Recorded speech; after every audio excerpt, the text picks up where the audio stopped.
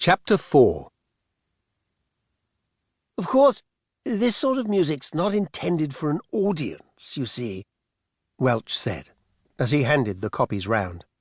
The fun's all in the singing.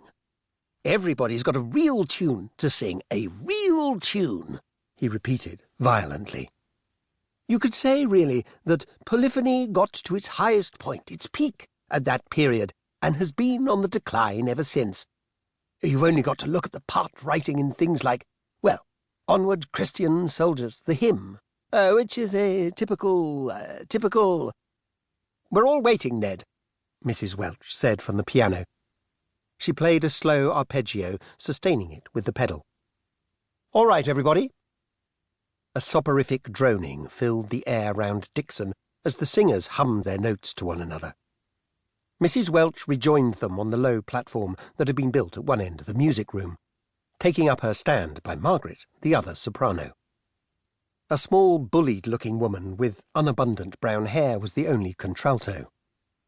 Next to Dixon was Cecil Goldsmith, a colleague of his in the college history department, whose tenor voice held enough savage power, especially above middle C, to obliterate whatever noises Dixon might feel himself impelled to make. Behind him and to one side were three basses, one a local composer, another an amateur violinist occasionally summoned at need by the city orchestra, the third, Evan Johns. Dixon ran his eye along the lines of black dots, which seemed to go up and down a good deal, and was able to assure himself that everyone was going to have to sing all the time. He'd had a bad setback 20 minutes ago in some Brahms rubbish, which began with 10 seconds or so of unsupported tenor, more accurately of unsupported Goldsmith, who'd twice dried up in face of a tricky interval, and left him opening and shutting his mouth in silence. He now cautiously reproduced the note Goldsmith was humming, and found the effect pleasing rather than the reverse.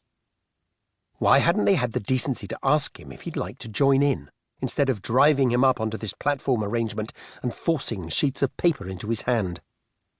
The madrigal began at the bidding of Welch's arthritic forefinger.